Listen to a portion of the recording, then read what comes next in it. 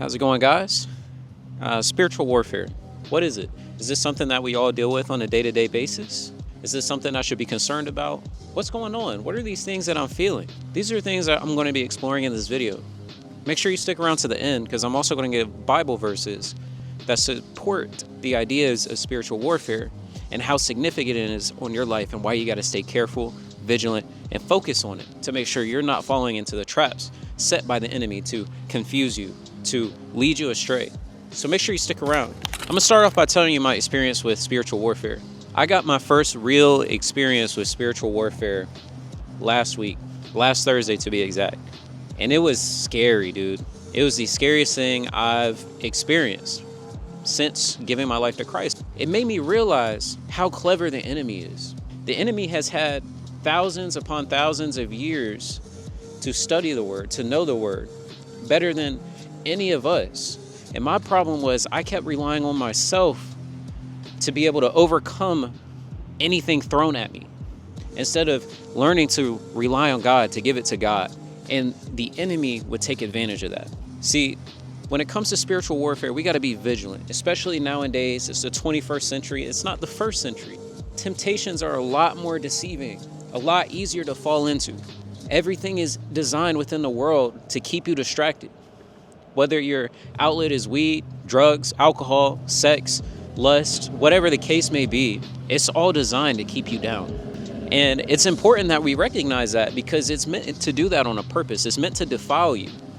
It's meant to keep you distracted, to keep you from turning to God in points that matters.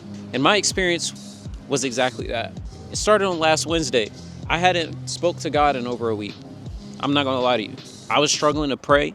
I was struggling to get my word. It's like no matter what I did, I couldn't do it. And I'll tell you what caused it. It was after I gave into lust. I did things that I shouldn't have.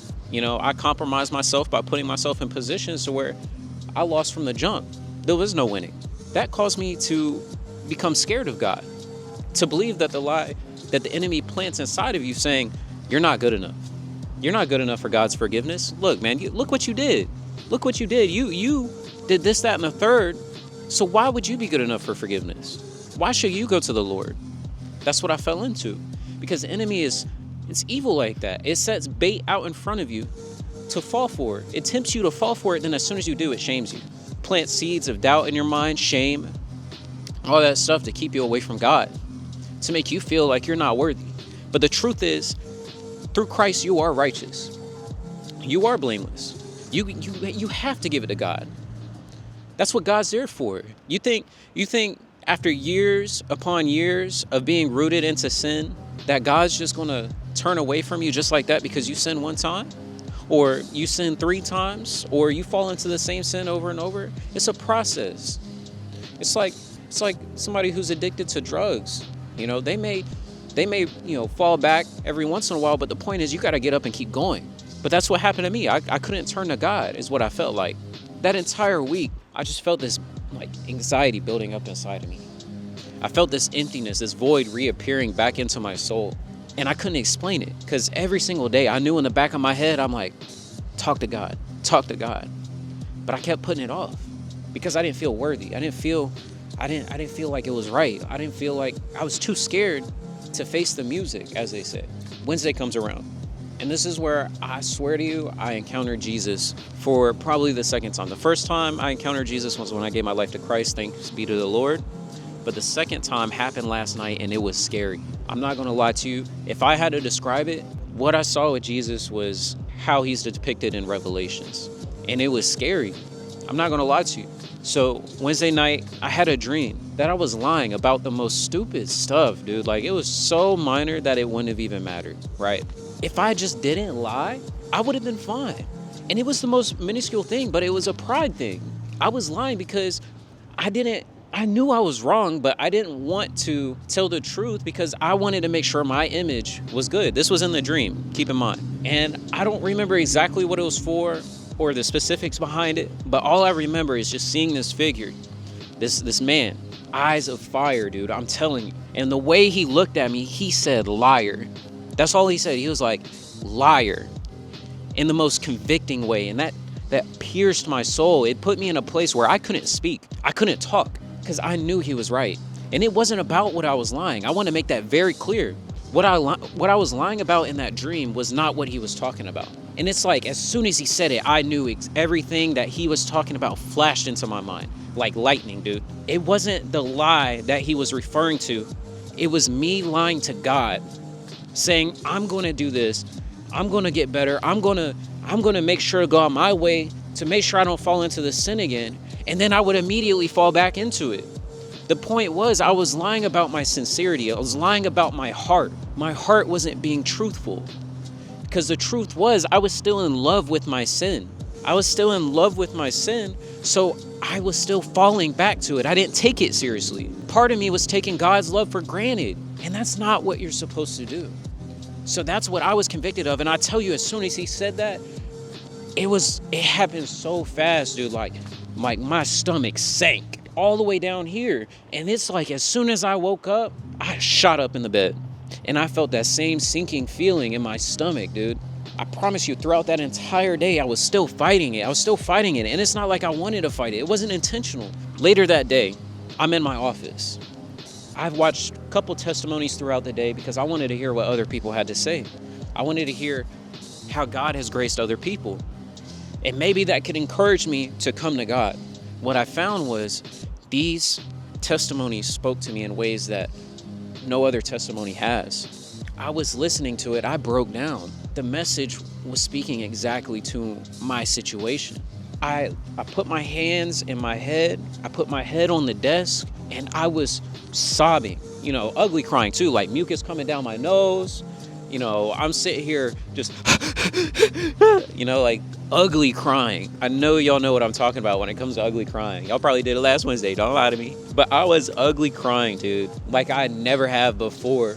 And it's like everything in my mind, my heart, my soul wanted to say it. Lord, help me.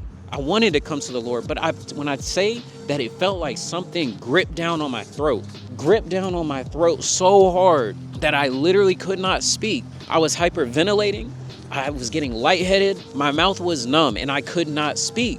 And I just sat there crying, trying to force it out. And I genuinely thought I was going to pass out. Out of desperation, this goes on for maybe 5-10 minutes. Out of desperation, I grabbed my Bible that's sitting on the desk next to me. And all I can do through my teary eyes, dude, barely make out the words in the Bible. I flipped to my favorite verse that I mentioned in my last video, Psalms 34:18. The Lord is close to the brokenhearted and saves those that are crushed in spirit. I turned to that verse and I read it over and over and over. And that grip loosened up just enough to where I could finally speak, and I choked out the words, Lord. I promise you, as soon as I said the word Lord, the amount of peace that I felt wash over me, all of my body just shivers all up my body. And the sense of peace that I felt and love and care that I felt pour over me was something I've never felt before. And it was scary because I knew that it was the enemy controlling me because of how it felt with that hand around my neck. That's what it felt like. It was fighting as hard as it could to get me to not turn to the Lord. And I think that dream of conviction caused that. If you haven't noticed already, it seems like every time the Lord speaks to you, soon after the enemy tries you as hard as they can, especially if they already got a hold of you. That's why it's so important to keep an eye on what you do and to make sure you're walking with Christ, because any sin that you do is a gateway to let the enemy inside to take control and plant seeds of doubt, insecurities, all of that stuff within you, all in the name of making sure that you don't turn to God. And that's scary, because if what I felt right then was a glimpse into the amount of torment that the enemy could cause to me if I live separate from God, or if I die tomorrow separate from God, that put the fear in me. That made me realize what the fear of God actually is. The fear of God is this separation from God. That's what scares me. And that really showed me that without God, I am nothing. So yes, spiritual warfare is very real and something to take very seriously, especially if you live within the faith. That's why you have to be in your word. Because if you're planted in your word, that's the rock that the enemy can't penetrate. Here's some verses that really highlights the ideas of spiritual warfare. 2 Corinthians 10:4-5. The weapons we fight are not the weapons of this world. On the contrary, they have divine power to demolish strongholds. We demolish arguments and every pretension that sets itself up against the knowledge of God. And we take captive every thought to make it obedient to Christ. Ephesians 6:11 through 12. Put on the full armor of God so that you can take a stand against the devil's schemes. For our struggle is not against flesh and blood, but against the rulers, against the authorities, against the powers of the dark world, against the spiritual forces of the evil in the heavenly realms. James 4:7. Submit yourselves then to God. Resist the devil and he will flee from you. Peter 5:8-9. Be alert and of sober mind. Your enemy, the devil, prowls around like a roaring lion for someone to devour. Resist him, standing firm in the faith, because you know that the family of believers throughout the world is undergoing the same kind of sufferings. Now, what's the correlation between all of those verses? The correlation is putting your faith in God, is rooting yourself within God so that the enemy can't create strongholds within you to keep you from God. Jesus himself said that we can't be ripped away from his hands. And you think Satan, a person that hates Christ, a person that hates God to no ends, isn't going to try his absolute best to rip you from God's hands out of spite, out of anger, just to be, hey, I did that. You don't think he's going to do that? When you give your life to Christ, Satan is going to try to defile you in every single way imaginable, just out of spite to God. Put your faith in God. Trust in God that you're going to make it through it. Root yourself within the words and surround yourself around those that believe in God, that encourage you to pursue your faith in God, your walk with God. Anyways, guys, I pray that, as you walk with your faith with God, I pray that you walk strong. I pray that you walk with confidence. And I pray that whenever you're in trouble that you turn to God, because he has your back and he always will, as long as you have your faith in him. And even when you stray, I promise you, he's going to come seek for you. Because just like Jesus mentioned in the parable of the lost sheep, he's going to go out of his way to find the one out of the 100. But it's up to you to accept Christ as your Lord. So I pray for everybody watching this video. I pray for my family. I pray for myself. And I pray for God's glory to shine through. Take care, you guys.